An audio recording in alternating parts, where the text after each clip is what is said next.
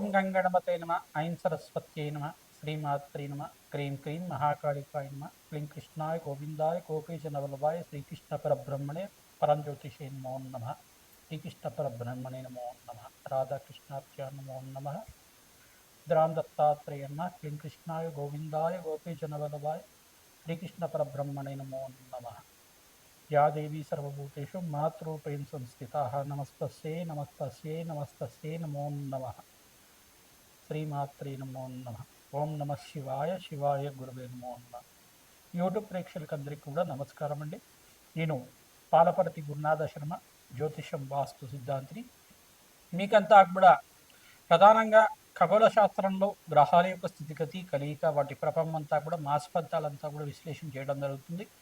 ఈ రోజున డిసెంబర్ నెల మాస ఫలితాల్లో భాగంగా ప్రధానంగా గ్రహాల యొక్క స్థితిగతి అంతా కూడా ఈ యొక్క అంగారక స్తంభన ప్రధానంగా చూసుకుంటే గ్రహయుద్ధం అంతా కూడా సంభవిస్తుంది. ప్రధానంగా చూసుకుంటే అంగారకుడు అంతా కూడా డిసెంబర్ 8వ తారీఖు రోజున ప్రధానంగా ధనుసు రాశిలో సంచారం చేయడం, వివిధ గ్రహాలంతా కూడా ప్రధానంగా చంద్ర భగవానుడు మరియు శుక్రుడు, బుధ భగవానుడు, రవి అంతా కూడా ఈ యొక్క వివిధ తేదీల్లో అంతా కూడా మార్పు చెందడం, చతుర్గ్రహ కూటమి పంచగ్రహ కూటమి సంభవించడం ప్రధానంగా ధనుసు రాశిలో సంభవిస్తుంది.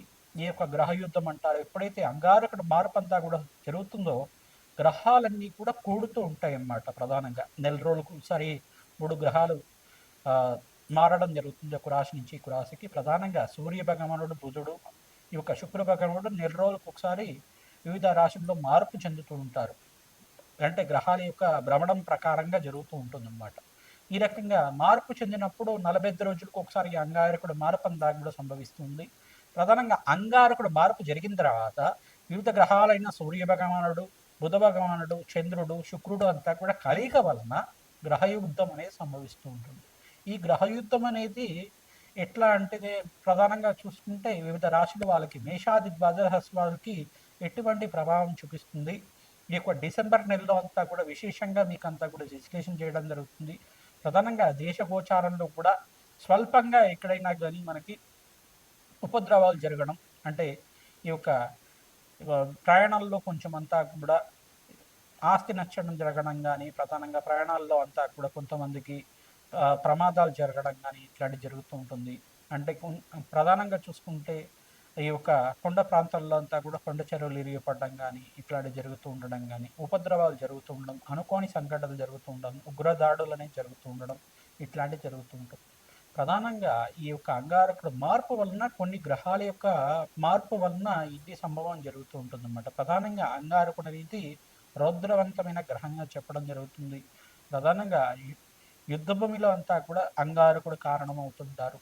ఈ యొక్క అంగారకుడు స్థితిగతి మార్పు వలన మేషాది ద్వాదశ వాళ్ళకి ఎటువంటి ఫలితాలు వస్తాయి, ఈ యొక్క గ్రహయుద్ధం వల్ల ఎటువంటి ఫలితాలు వస్తాయి అనేది జరుగుతూ ఉంటుంది. ప్రధానంగా చూసుకుంటే 4 నెలల వరకు ఈ యొక్క మే 14 దాకా ఈ యొక్క గ్రహయుద్ధం సంభవం జరుగుతూ ఉంటుంది అన్నమాట. ఎప్పుడైతే అంగారకుడు మార్పు జరుగుతుందో మిగతా గ్రహాలన్నీ కూడా మార్పు చెందుతూ ఉంటారు. ప్రతి 45 రోజులకు ఒకసారి లేదు ప్రతి 30 రోజులకు ఒకసారి మార్పు చెందుతూ ఉంటారు అన్నమాట. ఈ రకంగా మార్పు చెందడం వల్ల గ్రహాల యొక్క కలయిక సంభవం ఎప్పుడైతే అవుతుందో ఈ యొక్క 4 నెలల వరకు మే 14 తారీఖు దాకా గ్రహయుద్ధం అనేది సంభవిస్తుంటుంది. తర్వాత గ్రహాల యొక్క స్థితిగతి మార్పు అంతా కూడా బృహస్పతి యొక్క మార్పు జూన్ 14 తర్వాత మంచి యోగకరంగా మారుతూ ఉంటుంది. డిసెంబర్ నెల మాస ఫలితాల్లో భాగంగా అంగారకుడు మార్పు అంతా కూడా ఈ రకంగా ఉంది. మరియు శని యొక్క భగవానుడు అంతా కూడా మీనరాశిలో సంచారం చేయడం, బృహస్పతి అంతా కూడా మిథున రాశిలో సంచారం చేయడం, అతిచారంలో భాగంగా తిరోగమనం జరగడం అనేది జరుగుతూ ఉంటుంది. ప్రధానంగా ఈ యొక్క అంగారకుడు అంతా కూడా భూమి కారకుడు, సంతానానికి కారకుడు అవుతాడు. ప్రధానంగా అన్యోన్య దాంపత్యానికి కారణం అవుతుంటారు. ప్రధానంగా చూసుకుంటే ప్రేమ అనురాగాలకి, కోప ఆవేశాలకి, ప్రధానంగా ఉగ్ర స్వరూపానికి అంతా కూడా యుద్ధభూమిలో అంతా కూడా యుద్ధ రంగాలలో అంతా కూడా నైపుణ్యానికి, క్రియేటివ్ నాలెడ్జ్కి, టెక్నికల్ నాలెడ్జ్కి అంతా కూడా ఈ యొక్క అంగారకుడు కారణమవుతాడు. యుద్ధాలకు కూడా కారణమవుతూ ఉంటారు ప్రధానంగా. అంటే దేశ గోచారంలో కూడా యుద్ధాలు జరగడానికి కానీ ఈ యొక్క అంగారకుడు కారణమవుతూ ఉంటుంది అన్నమాట. ప్రధానంగా విపరీతమైన ఫలితాలు అంతా కూడా ఇవ్వడానికి అంగారకుడు కారణం అవుతూ ఉంటుంది. ప్రధానంగా అంగారు యొక్క శాంతింప జరగడానికి ప్రధానంగా ఎటువంటి పరిష్కారాలు ఆచరించాలి, ఎటువంటి శాంతి హోమాది కార్యక్రమాలు ఆచరించాలి, స్వల్పంగా దోష పరిహారం అంతా కూడా ఆచరించడానికి ఎటువంటి పరిష్కారం ఆచరించాలి, మేషాది ద్వాదశ రాశుల వాళ్ళ ఫలితాలంతా కూడా తెలుసుకోవడం జరుగుతుంది. శ్రీమాత్రి నమః. మేషరాశి జాతకులకి ప్రధానంగా గోచారీత్యా గ్రహాల యొక్క స్థితిగతి మార్పు వలన, ప్రధానంగా అంగారకుడు మార్పు వలన ధనుసు రాశిలో ప్రధానంగా చిత్తగ్రహ కూటమి సంభవిస్తుంది. డిసెంబర్ నెల మాస ఫలితాల్లో భాగంగా విశ్లేషణ చేయడం జరుగుతుంది. డిసెంబర్ 7-8 తారీఖులో అంతా కూడా అంగారకుడు మార్పు అంతా కూడా చూసుకుంటే ఇక్కడ ధనుసు రాశిలో ప్రవేశం చేయడం, వివిధ రాశులన్నీ కూడా ప్రధానంగా చూసుకుంటే ప్రధానంగా వివిధ గ్రహాలైన సూర్య భగవానుడు 18వ తారీఖు రోజున ధనుసు రాశిలో ప్రవేశం చేయడం, మరియు చంద్ర భగవానుడికి కూడా ధనుసు రాశిలో ప్రవేశం చేయడం, బుధ భగవానుడికి కూడా ప్రధానంగా ఈ యొక్క 7-8-9 తారీఖులో అంతా కూడా ఈ యొక్క బుధ భగవానుడు కూడా ఇక్కడ చూసుకుంటే ధనుసు రాశిలో ప్రవేశం చేయడం, 30 తారీఖు దాకా ఈ యొక్క గ్రహస్థితి అంతా కూడా ఉంటుంది. మరియు తర్వాత మళ్ళీ 18 తారీఖు దాకా, అంటే జనవరి 15-18 తారీఖు దాకా ఈ యొక్క గ్రహస్థితి స్థిరంగా ఉంటుంది. మళ్ళీ గ్రహాల యొక్క మార్పు చెందిన తర్వాత మళ్ళీ 45 రోజుల క్రితం కూడా గ్రహ యుద్ధం అనేది సంభవిస్తుంది. ఎప్పుడు దాకా జరుగుతుందంటే మే 14 తారీఖు దాకా. మళ్ళీ మే 14 తారీఖు తర్వాత గ్రహాల యొక్క స్థితిగతి మార్పు అనేది చెందుతూ ఉంటుంది. సామరస్యంగా ప్రశాంతమైన వాతావరణం నెలకొవడం, మళ్ళీ తర్వాత ఇక్కడ జూన్ 14 తర్వాత బృహస్పతి మార్పు దాకా ఈ యొక్క గ్రహ యుద్ధం అనేది సంభవిస్తూ ఉంటుంది. ప్రధానంగా ఖగోళ శాస్త్రంలో అంగారకుడు మార్పు ప్రభావం వల్ల గ్రహ యుద్ధం అనేది సంభవిస్తూ ఉంటుంది. గ్రహంగారకుడి యొక్క కారకత్వం అవుతూ ఉంటుంది. గ్రహ యుద్ధం వల్ల ఎటువంటి ఫలితాలు వస్తాయి, మేషరాశి జాతకులకి ఎటువంటి ఫలితాలంతా కూడా సంభవిస్తున్నాయి తెలుసుకోవడం జరుగుతుంది. ప్రధానంగా మేషరాశి జాతకులు 7 శని ప్రభావంలో ఉన్నారు.